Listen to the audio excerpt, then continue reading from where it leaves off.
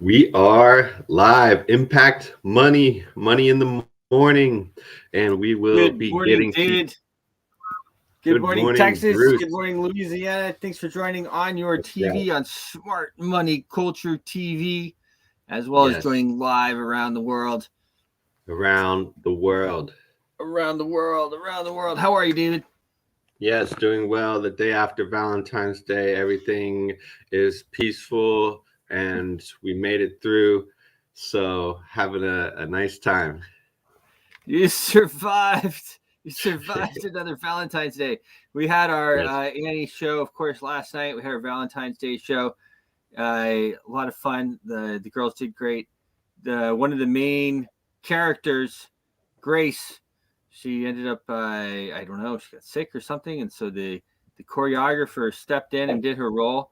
And man, we were all just so impressed, so impressed. I mean, Yeah, did I she know know what she she. was I mean, I doing? guess she knew it pretty well, but yeah, I mean, to step into a role like that and just do it with no practice and stuff, we were.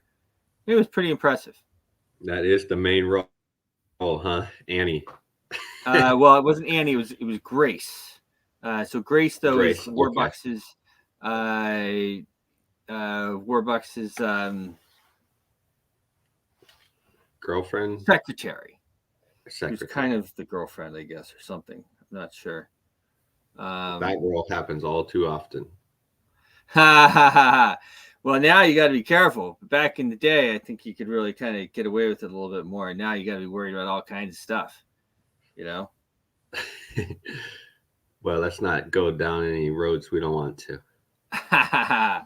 So markets are flying, and hold on here. Okay, amazing. Hold on a second here. I'm getting messages from our friend. Uh huh. Yeah, 3 4. That's fine.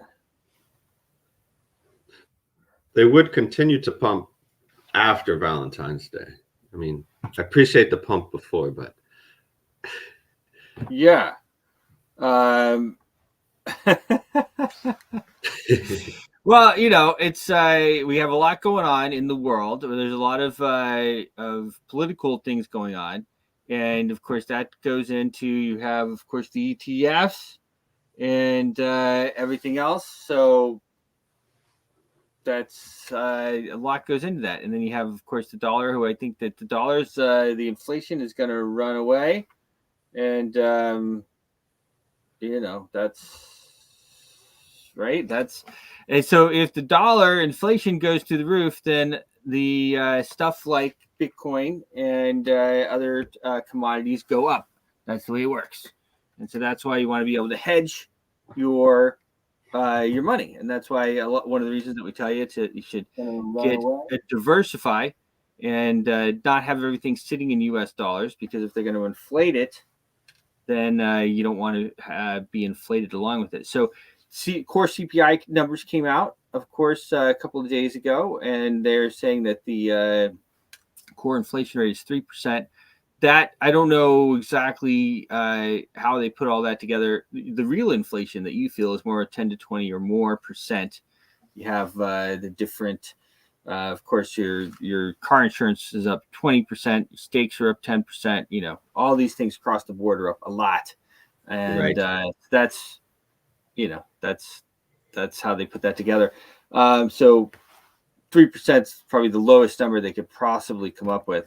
So that's going to be pretty high, and you don't want to be losing that money. We're not financial advisors, but of course, crypto, Bitcoin is flying.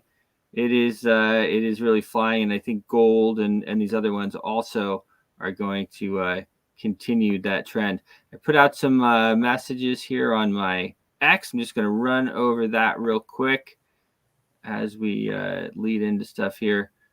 Oh, Russia, Russia, Russia. Yeah. Let's start a little bit far further down here. So we have Asian markets are up pretty much across the board. Now you had you had Japan officially declare a recession yesterday, and kind of all eyes were on the Bank of Japan. How are they going to handle it? The Bank of Japan already came out and said that they are not raising interest rates or doing anything like that. So I don't think they're going to do much. I think that they're going to just kind of play along and hope for the best. That's what I think. I'm sorry, I'm trying to get my light here where I want it. So it'll be interesting though to see how that plays out. Crude, I said crude was up, didn't I? But it's actually down slightly. Oops, sorry about that, guys. On my post there, I meant down a little bit. Bitcoin though is flying. I was so excited about the price of Bitcoin being so high and the other cryptos being so high that I just thought everything was up. And I saw, of course, the stocks were up. The Dow futures were up slightly as well. But you can see that trading at 52,256. That was a few minutes ago.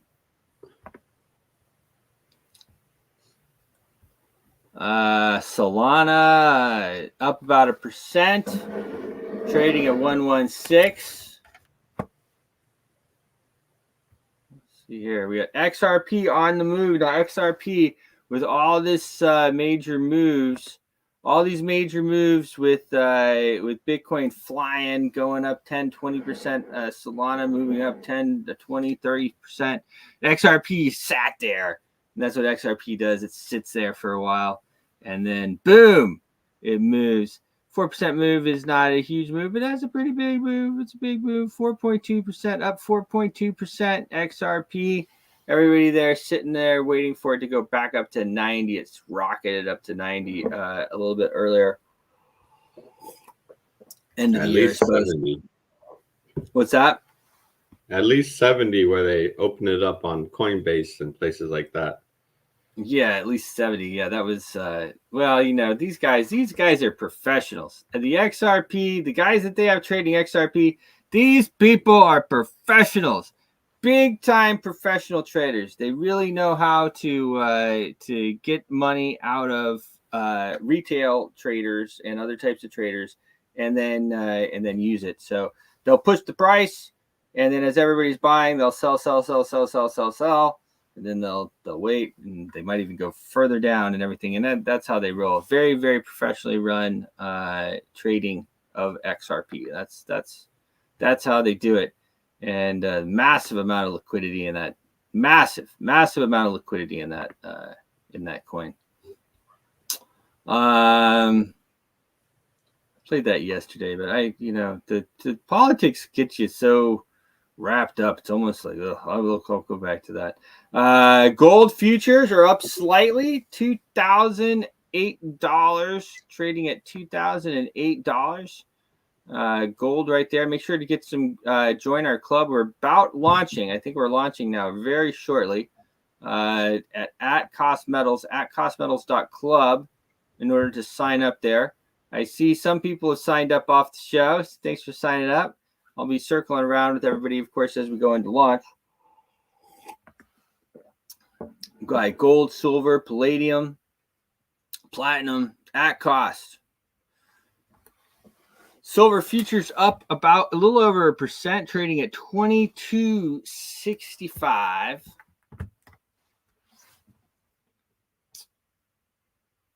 And then let me just see here if all right. Okay. Let me run over some of the other stuff we have here. The Kremlin responds and says the nuke story is a trick. I said, do you trust our government or Russia? Sad state, sad question, really. But yeah, I mean, I was saying yesterday that this whole nuke story, nukes in space. I mean, here's the thing.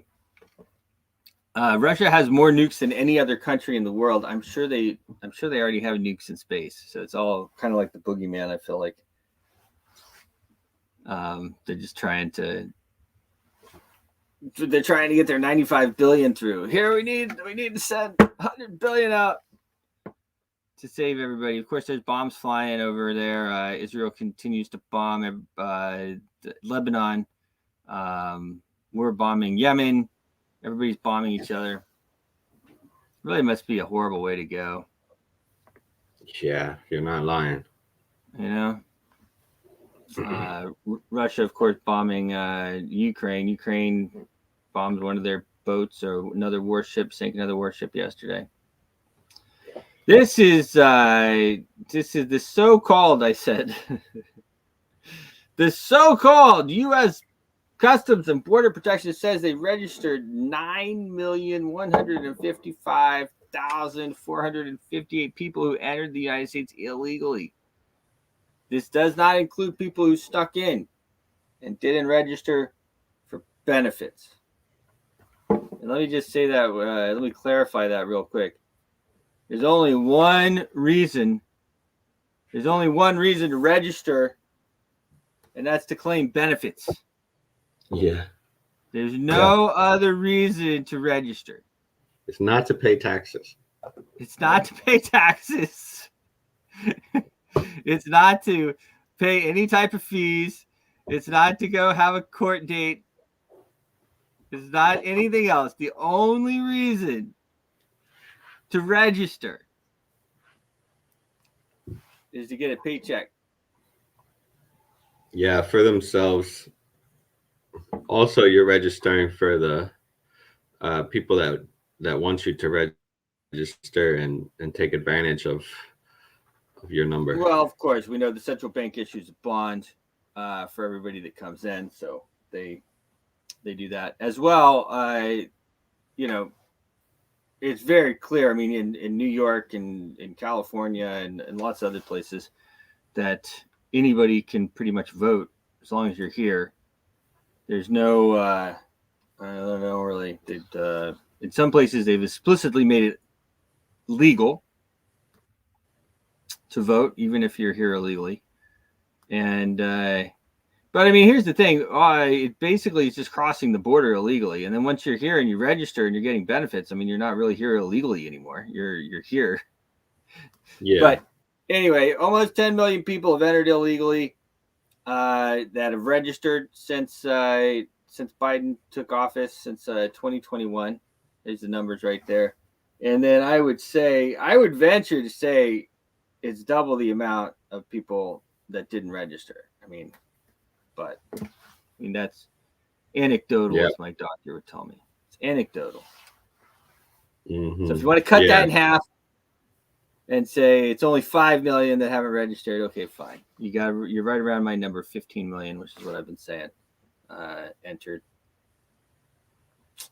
This is all the places that we bombed. I played that yesterday. Lots of places bombing everybody.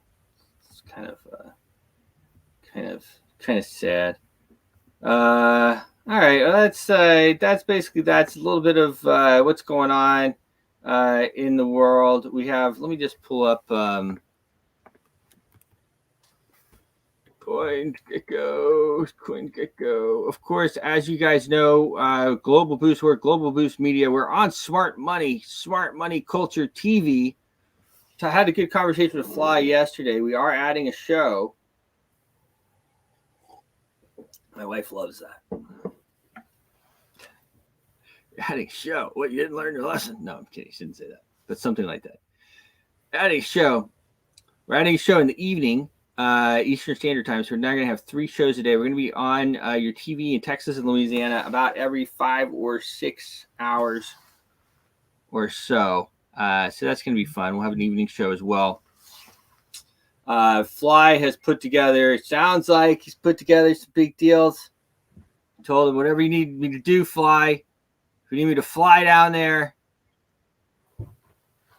let's bring it in. Let's close the deals. I can tell you that our Impact Money show and our Porter Brothers show has been instrumental in having the stuff put together that he's talking to these guys with, and they're talking big numbers. They're talking about we're reaching however many million that we're reaching right now. They're talking about, I think I told you yesterday, they're talking about 6xing that number. So that'd be huge for everybody. And of course, then we go on recruitment mode too. and we start really building out the different shows and everything like that. So, here from the beginning, right? Pushing it forward, always going live. It's one thing to record the stuff, right? It's one thing to record, and then it's another thing to do it to do it live. Live is different, right? Live is live. Yeah, it's true. And also, as far as reaching more people and reaching more businesses, and if you have a amazing business concept, and we can talk about it live on the show. That's right. You can talk about it live on the show. Okay, Matt had me sweating there for a minute. He left the backstage. He left the backstage area. We are coming off of commercials here in about a minute. Let me just look here, but we can bring on Matt. We can. I want to start. We'll start the report here though, as we go. Sir, wrong one. Sir Matt the Great, how are you? I'm good. How are you? I am fantastic. Thank you. Well, these markets are flying. You know the best thing about the markets flying? Everybody has more money. You're making lots of money. Yeah, everybody has more money. Yeah.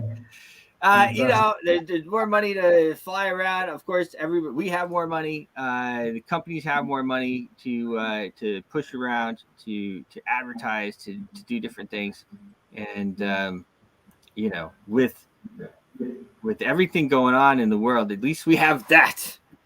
The markets are flying. The markets are flying. Although you do want to be careful because these things can turn very quickly. We are back.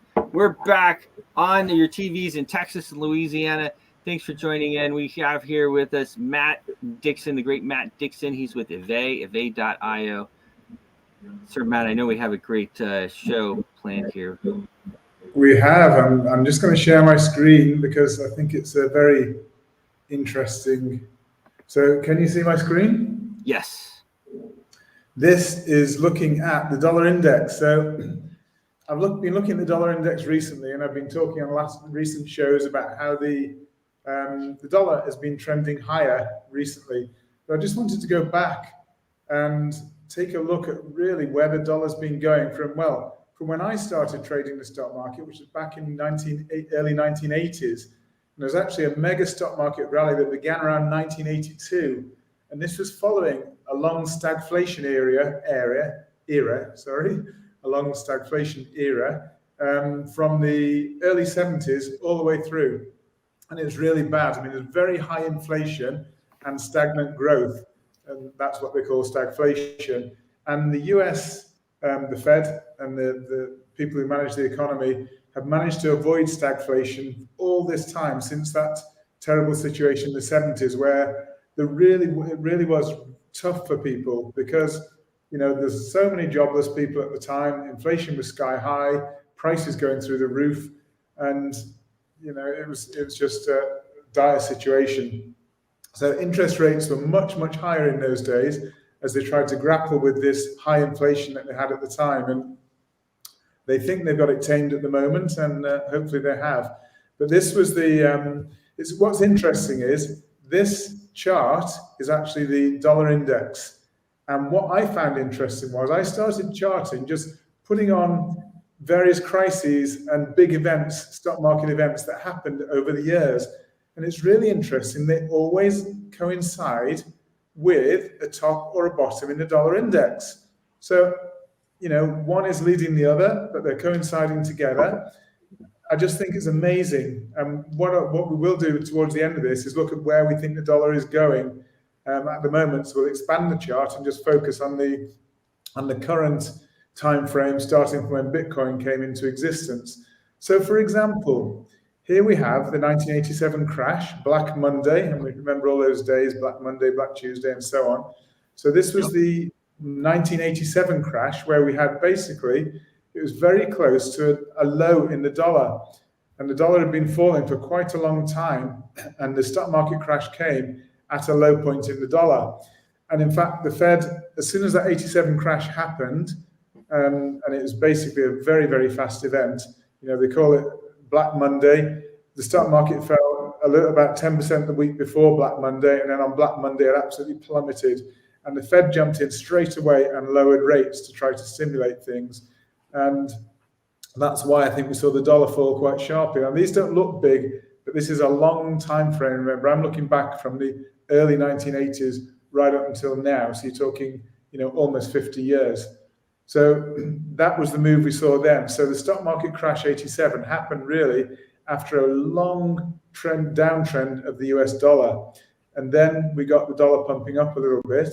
And the Fed then reduced interest rates. And we can see the sort of time frame here in 1989, somewhere around 1989, the Fed reduced interest rates from 10% at the time. Now, we're not used to this. 10%, very high, huh? Yeah. And interestingly, when they lowered rates, they started reducing rates, then we saw dollar index falling.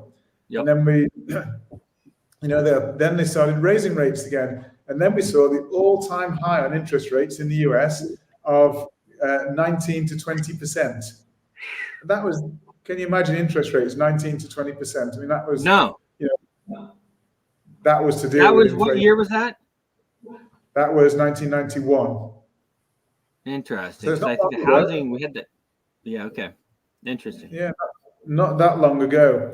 No, I was around, kicking, having a good time, raising heck.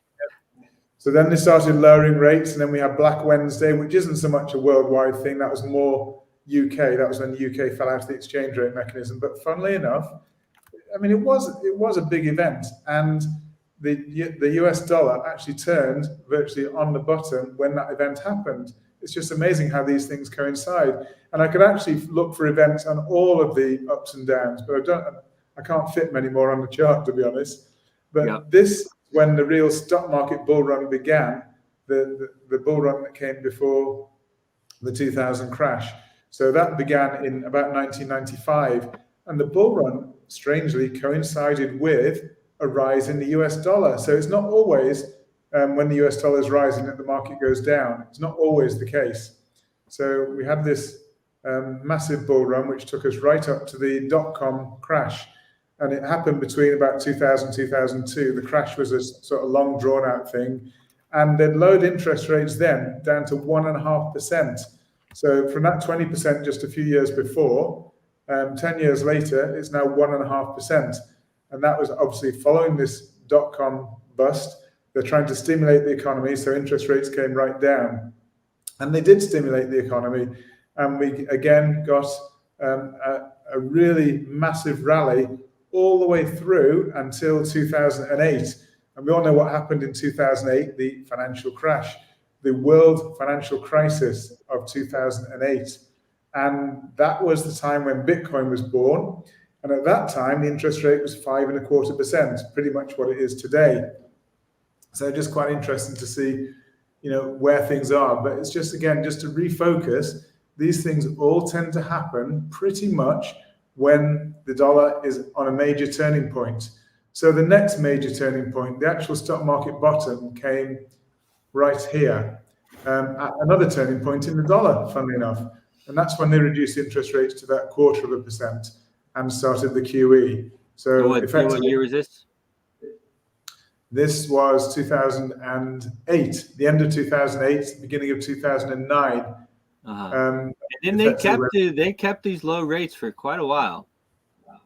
Yeah, and that just shows dollar index is a basket of currencies. And so, it may be that dollar is printing, but don't forget the rest of the world we're printing. So it's all a relative game, basically. You're pricing dollar against other assets. And so, yeah, you can't really look at this in isolation from other currencies. But interestingly, as I say, 0.25% there, that was the stock market bottom. And that's when they lowered interest rates to rock bottom. In fact, effectively negative interest rates with the QE that they had. So effectively, they were paying people to deposit money. Right. That was a really weird situation. And Japan began this back in 1991 to experiment with QE. And it wasn't until this time, but in 2009, basically, that America started with it. And that, as I we say, seem to use Japan as a testing place. Seems like to me. Well, Japan were in a difficult situation. They've been in stagflation for many, many years, much, much longer. A more recent episode of stagflation than the US, which the US and the rest of the world, including Japan, but Japan was hardly a very minor economy back then. But that stagflation for the main part of the world, particularly the US, was in the 70s, from the early 70s till about 1980ish, in 1982. But this Japanese stagflation carried on much, much, much longer. And so they were desperate to try to stimulate the economy. And that's why they did. Maybe it was a test case, but I guess it was a test case because it kind of worked for Japan, although it didn't really work as well as they wanted. But anyway, Japan's on a reasonably steady footing and they've worked their way out. But as you say, they've fallen back into recession right now, and they're not going to lower rates for the time being. And they're going to continue to manage the. They're not going to raise. They're not going to raise rates. I think they're very low. Yeah, they're not going to raise rates, and they're just manipulating the yield curve to try to. They were trying to avoid recession, but obviously they've fallen into recession now. So different countries and central banks do manage things in different ways, and that's the way Japan are trying to do things. I do think that the US will. I mean, the problem is we have actually got this. Inflation is really sticky. They say, oh, it's not bad. It didn't come out much worse than expected, around the 3%, 3.1% mark. But that's still 50% more than the 2%. More than 50%. It's a lot. It's a lot because that number 3%. It's not what we feel. What we feel is that 10 to 20%. I mean, it's very obvious. At least it's like at least. I mean, you're absolutely right. I mean, you mentioned car insurance. Some of these things that they don't factor in necessarily to the inflation figures, and they're the things that we have to pay day by day, week by week, year by year, whatever. So that's what we feel, and that's where we feel the money missing from our pockets, the prices of everything else going up. So that was I might just expand this chart out a little bit, very easily done. Great. Just so we can focus on the last little bit. And this last little bit really focuses on the life of Bitcoin. So, this was the birth of Bitcoin back here. And as I say, when we had the stock market crash, that was when Bitcoin was born effectively. And the stock market bottom was here, which coincided with that the dollar turn there. And what's really interesting is I wanted to find out where we're likely to go for the dollar in the future. And I looked at various wave counts, and I looked at this, examined this over multiple time frames. And this basically is what's called a double zigzag correction. So basically, just to quickly go over it, from the beginning here of the count, this is the low point on this chart. We have an A wave up, which is actually in 5 waves itself. You just about see wave 1, wave 2, wave 3, wave 4, wave 5, giving us the A wave. Then the B wave is a 3-wave move overlapping A, B, C, B wave. And then we have a C wave, which takes us to W, which is again 1, 2, 3, A, B, C, 4, and 5. That's the W wave. So we have A, B, W to here. And then we had another A, B, C correction down. And then we're working on the final A, B, C to take us to the Y wave. That should be the end of this dollar move. And at the end of this dollar move, which should actually be challenge this point here, which again, if we go back a little bit, is a very important pivot for the US dollar right back in 2002 after the financial crisis. That was a pivot for the dollar. It's a really, really key area. And it's just quite interesting that it fits right on the resistance line that we see on the US dollar, right back from 2008 to net to projected just into the future, but with these many, many touch points here. So it's a really important area there. And just focusing on what we, again, with dollar highs and lows, stock market bottom here, basically BTC, this is when it was 864 dollars per Bitcoin back in, that was only 2017, not that long ago. And that again coincided with a high in the dollar. And then the dollar started to fall. And that's when we saw Bitcoin, whilst the dollar was falling, Bitcoin exploded to 20K. And then basically Bitcoin started to fall away, and we had the COVID crisis, which smashed Bitcoin all the way back down to 3,850. Again, a dollar turning point, a dollar turning point. And then we see dollar turning down again. And we saw the spike low on Bitcoin, and the spike low happened in June 2021, again coinciding with the low on dollar index. And just very shortly after that, it's quite amazing, that spike low that happened with the bottom of the dollar index was just a matter of 5 months before the all-time high for Bitcoin. So from 28,600 to 69,005, it was just this very short period here, right at the bottom in dollar index here. And then we saw dollar index climbing, and it climbed all the way up to the FTX crisis, where Bitcoin bottomed at 15.5.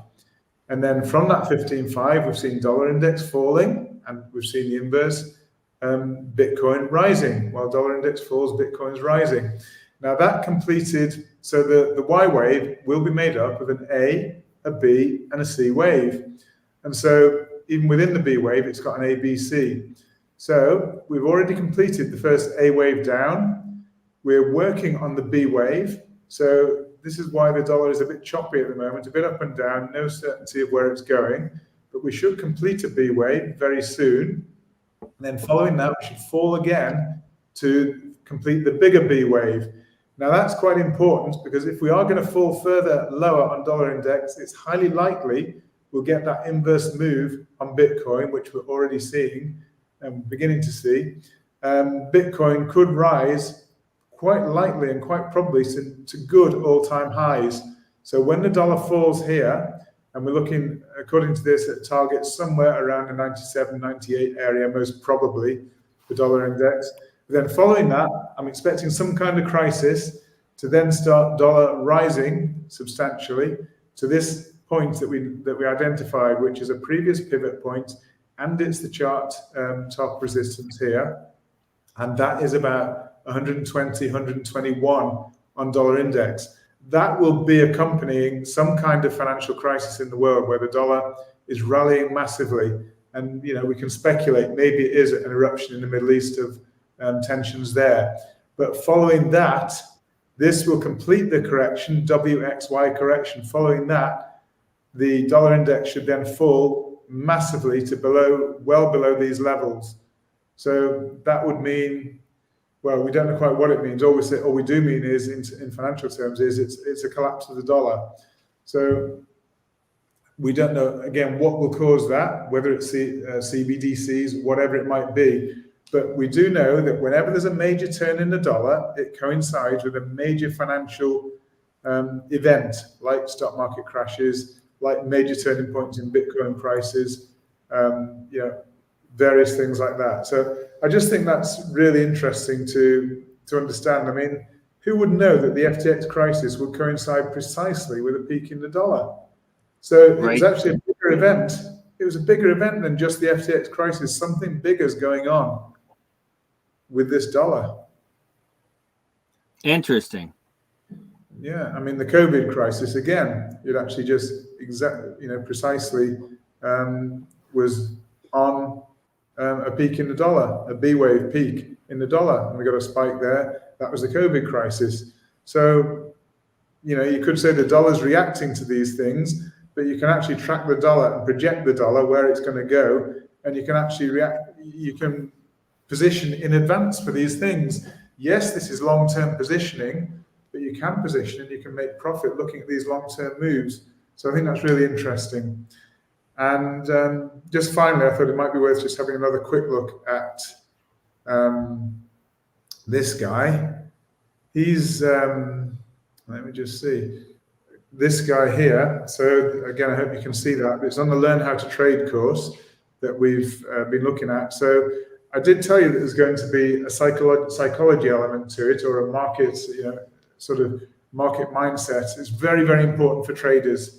For manual traders in particular, but even any traders, if you want to manage your emotions, this guy, Steve, is an internationally renowned mindset specialist. He's trained Olympic athletes, top CEOs and people around the world. He's got massive, 25 years worth of experience. And he's not just telling you, oh, you need to do this, that, and the other. He's actually teaching you techniques that you can learn how to manage your emotions properly, how to control your emotions to make you a better trader. And, he's very well known. Again, he's coached UFC fighters, Ironman athletes, etc., even government leaders. So this guy we've got on the training course, he's running the within the Learn How to Trade training course, and he's running the mindset part of it, the psychology part of it. So we mentioned, and it is amazing. We've also got AI within it. We've seen the pricing of it, and thank you for those people who've already engaged. It's amazing response that we're getting, so thank you for that. And again, people can just start with a beginner package, and it's learnhowtotrade.club. The promo code is TradeSmart10. That gives you a 10% discount. It's been organized through Impact Money, through Bruce and David with Impact Money. So great opportunities. But it's just good to see again. I'm pleased that we managed to focus on the big picture once again today, just to look at where we are with the market. And fantastic day, isn't it, on cryptos? Oh gosh, I mean, it is just flying. Things are really moving. It's one of those, you get in these. Someone actually commented under my post, that a few months ago, it felt like it could never go up. It was just stuck. And then now it feels like it just can't go down. And that is the way the markets, that's how they get. It is how they get. And that's really why psychology is so important. So as Warren Buffett always said, buy when there's blood in the streets and don't be greedy, sell when there's greed, etc. And that's exactly what we're talking about. People get frightened, fearful when the markets are down for a prolonged period of time, and they get fearful and think, we can't see it going up. And that's really the psychology that you have to master to be a successful trader. And again, when things are absolutely rocketing and everybody is so euphoric and saying the markets can't go down, that's the time to start thinking again. And I do think that we probably have a little bit higher to go in this B wave. That might tell us just maybe there's a short-term pullback due on the market soon. I've been out of the market, but not altogether out. I've still got some crypto assets, but in general, I cash my Bitcoin in. Even though it's been rocketing, I'm missing out on the gains, but I'm never afraid to miss out on gains as long as I've taken a profit. But if we do get a pullback, it will be an excellent opportunity to do more dollar cost averaging, buy in some more potentially for this move down on dollar index here, which could mean another major rally in crypto. Excuse me. But, it seems like. Go ahead.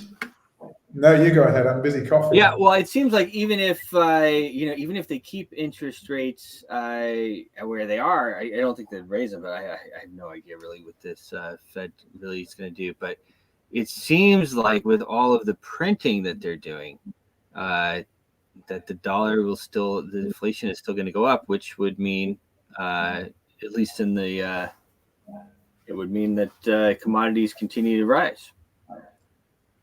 We have said that, especially if we do see, the big problem is if you have inflation and you have stagnant growth, and that's what everybody's afraid of. That's what the Fed's afraid of, and that is what is potentially on the horizon again. And they will raise interest rates if they have to, if inflation gets out of control, because the only thing they can really manage then, they'll do what they can, and they've got some more tools, more powerful tools now to try to stimulate the economy in some ways, maybe in a more targeted way. But they will want to deal with inflation if inflation does take off. And if we do see an escalation in the Middle East, and that will spike oil prices, absolutely no doubt about it, it will spike oil prices dramatically. And that would cause basically a stagnation of growth and an inflation of oil prices and costs and so on. So that will put us in the situation of stagflation. So maybe that's some little time away before anything serious happens. I don't know, but that's the big potential elephant in the room, potential black swan that is brewing at the moment. It sure is brewing. Oh man! And I just as I was scrolling over, and I know you got to run, but Ukraine and Israel, Ukraine and Russia are bombing the mess out of each other as well. I just, of course, Russia responding quite heavily as they do to their warship being sank, and then I think Ukraine just had a missile too, killed Yeah, a few these things can change, as you said, very, very quickly, almost on a sixpence or a penny or whatever you like to say. Yep. The stock market crash of 1987 happened just really suddenly, overnight, virtually. Yes, a week before we got a 10% fall. Then on the Monday, we got a 25% fall in the markets in one day. Yep. These things happen overnight. The 2008 crisis, I made a lot of money. Interestingly, I made loads of money in the early 1980s. I lost it all in the 1987 crash. I was okay during the dot-com boom and bust. I didn't lose anything there. During 2008, I made loads of money because I was ready for it. And I've learned more and more as time goes on. And that's, again, part of experience and learning from past mistakes. And that's really, again, with the trading course, what I'm trying to do is hand over that 40 years worth of trading experience along with the latest trading techniques and instruments and psychology instruments that we can use to better your trading. Awesome. Well, make sure to check out that, guys. LearnToTrade.club. Nice entry point there. You can start lower if you'd like, or just dive in there. Lots of stuff, and that does give you access to the EVE AI-powered ratings platform as well. Yeah. Thank you, Bruce. I'm going to have to run. Got to run to a meeting, but thank you, everybody. Thank you so much for listening. It's been a pleasure. Thanks, again, and look forward to tomorrow. You're the man. See you tomorrow. Thank you. Bye-bye. Thank you. Cheers. The great Mac Dixon charting his way forward. Class yeah, right I'm pretty excited about digging into the class. How about you? Yeah, he's a class act, and that's a class program. And the guy that they have promoting it, that sounds pretty righteous as well. Sounds pretty righteous. Well, it's always nice to have a third party come in. It's kind of like us bringing Matt in, right? Like we can tell you what's happening. We can tell you all the right things. But of course, we bring Matt in with the 20 or 30 more years of experience and a nice accent, right, and everything else. And then we third party, and it gives us more credibility. So it was interesting that he brought the guy in, because that guy is, I agree, he's a great asset to have on the course. Yeah, Matt was in the game for Black Monday. That was pretty cool. I mean, I've made it all and lost it all a couple times too, so I know exactly how it is. It's you have to, after you kind of shrug and you say, well, easy come, easy go, I guess. And that's how he is. But I'll tell you what, that's the great thing about crypto. It's what's so exciting about Bitcoin and these other cryptos is they move so much. And so when you have like a 20% move in the market, you can, if you have a leverage position on that, you are really flying. You're really flying. Of course, the leverage is tricky. You have to make sure that you have enough money to cover yourself and be ready to put yourself some stop losses and stuff like that. So you can also go to @CostBitcoin, and join KuCoin there. I am setting up another partnership with an exchange as we speak, because from what I understand, KuCoin they might have stopped KYCing Americans. Yeah, they are excluding the Americans. They don't want to get the license for here. It's expensive. It's not only expensive, but you get people all sniffing you up and down, right? You got our guys they really do a number on people. Now our @cost metals is just about to launch. @costmetals.com is what it is, the main site. But if you go to @costmetals.club, that forwards you there. And this is crypto is not for everybody. It should be, and I think everyone is, of course, gonna have some experience to it as it goes on. This is, of course, the crypto that we started years ago. Global Boost is similar to Bitcoin, but let me just type in here @costmetals.club. If you go to @costmetals.club, that forwards directly to. Oh wow, that is. We need to. That's just because I entered it that way. Sorry. But this is the main site here. It's pre-registration still going on. It's free to register. Go to atcostmetals.com. Our referral link is clubs with an S, clubs. Okay, you'll need a referral link in there. And you can buy gold, silver, palladium, all these types of things at cost.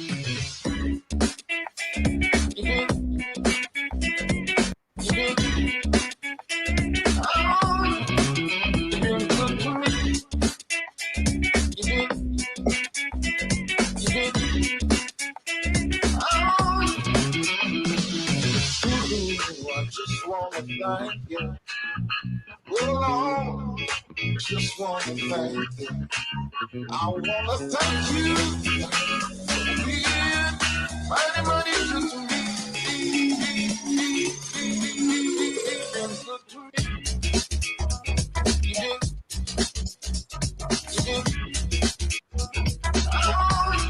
I'm pretty excited for this.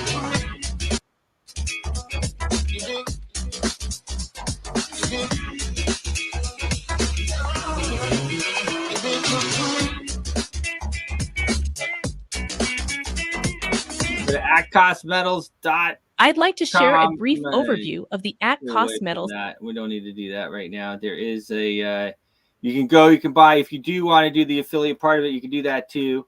But you should be getting gold and silver. You should be diversifying. Again, we're not financial advisors and all that stuff. But you should be diversifying, especially as we don't really know what's going to happen with the dollar. I can tell you this. In 100 years, your gold and silver is still going to be worth something, and your paper dollars are probably going to be worthless. Mm-hmm. Yeah, it's true. We're not financial advisors, but we are monetary revolutionists. We are monetary revolutionists. We've been working on this for over a decade. We've been involved. Bitcoin was $70. It was $70 when we got involved. Yep. That was something else when it went to 400. Remember that? 400. Oh, this is overpriced. Really funny. I mean, I look at it now, I think it's overpriced too. But, you know, it doesn't mean it's not going to go up. It doesn't mean it's not going to go up. It will probably, most likely go up. Now, it is high at the moment, so it's always scary to buy in when it's high like this. But if you don't mind riding around up or down, let's see here. Here we are, 52, 321.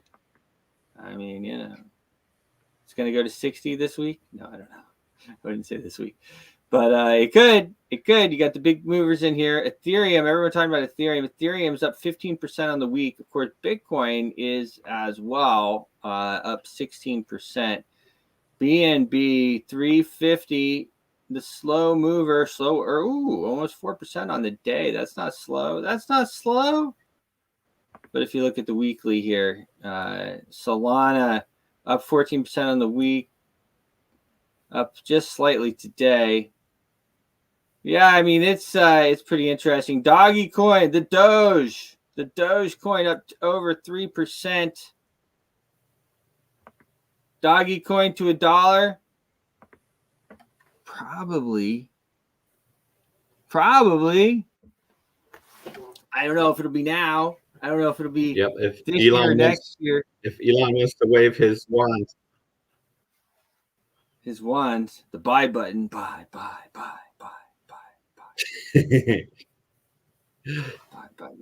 Keep buying. Keep it all the posting way up. Highlight the entire sell side and click buy. That's how he rolls, right? Highlight it and go. ICP down slightly today. No, that's not slightly. 3%. That's pretty high. That's almost 4%. All right, ICP is down today. One of my favorites there. When you start to see them pull back, though, of course, those are, well, we'll see. We'll see what happens. So it's a crazy market. We have, of course, what's going on in the world is just absolutely nuts. We have now, let's see here. I just wanted to pull this up. Well, here's Tucker. Here's Tucker. He's shopping in Russia. Oh man, here we go. Putting in the car. Oh boy. I went from amused to legitimately angry. So we were guessing what this would cost. Everybody hears from the United States. Oh, looks like he's staying for a week. We were just putting in the car what we would actually eat over a week. And we all came in around $400, about $400. It was $104 US here. And that's when you start to realize that ideology maybe doesn't matter as much as you thought. Corruption. If you take people's standard of living and you tank it through filth and crime and inflation, and they literally can't buy the groceries they want, at that point, maybe it matters less what you say or whether you're a good person or a bad person. You're wrecking people's lives in their country. And that's what our leaders have done to us. And coming to a Russian grocery store, the heart of evil, and seeing what things cost and how people live, it will radicalize you against our leaders. That's how I feel anyway, radicalized. We're not making any of this up, by the way, at all. They still radicalize. Oh, you better watch it, man. They're really gonna come after him. Yeah. Good old Tucker. He might stay abroad for a while. Say that much. He might stay abroad for a while. Yeah, I mean, the truth is we pay. It's if he did the same thing in Kiev, he would find it as well. As you know. You go grocery shopping there, it's same type of situation. It's much, much cheaper. Really, throughout Europe, I would say, but definitely those two countries. Southern Europe. Yeah. Portugal, cheap. In Portugal, everyone drinks wine all day, and you don't realize it until you get over there and taste the wine, and you figure out, well, shoot, man, I understand. Yeah, that's your juice. It's like so good, especially that white wine is unbelievable. Yeah, and it does take the edge off, but you can have a smooth ride throughout the day. Well, nice. And plus you get your siesta, you take your little nap. Yeah, it's so sunny down in southern Portugal as well. You need that siesta. And 12 noon is 5 o'clock in the U.S. And Lisbon is fun. A nice city to hop around in. Pretty fun place. Lisbon is beautiful. Yeah. Yeah, people are beautiful. Europe's beautiful. I'm looking forward. I mean, the Annie plays. It's been a lot of fun, but I am looking forward to moving around a bit more. So we're gonna, if you are watching from different places, we're gonna bring, I think, more of the. We're gonna really focus on a lot of these emerging cryptos as well. Try to bring out some good nuggets. Keep an eye on our Ave.io platform as well. Bring some good nuggets. Sometimes you don't even need leverage. These things will move up 100x or 100%. You put $5,000 on something and you have 10, and that's pretty nice, right? Yeah, exactly. Let's hit a 10xer soon. I know, right? So those are the fun ones. Those are the fun ones. 5, 10, 20% is fine, but it's nice. It's nice. Yeah. But it's really, you're not doing anything until you X, right? You got to get some X's in there. So, well, guys, we're having a great time. We're going to be back on with the Porter Brothers Show. This is the Impact Money. I've continued it now. Impact Money in the morning. We kind of played around with the name of that a little bit, but Impact Money is the short term. Impact Money in the morning. We have the Porter Brothers Show in 5 hours there on your TV at 11 a.m. David and I will be back. We're going to recap a lot of what's going on in the world as well as the different markets. And we'll move on to that. We'll talk about a lot of the stuff going on there. And then, of course, we'll be adding, I think next week, we'll be adding our show in the evening time as well. So super excited about all that stuff. Thanks for joining in, guys. We really enjoy it. Yes. Talk soon. Really love it. We love you. And we'll see you soon in 5 hours. Your voice is powerful. When combined with social engagement, it's a force for change. Decentralized media paired with free speech is the catalyst for an empowered world and a unified, invaluable ecosystem. Join Global Boost, become a champion of free speech, and help to reshape the future of media.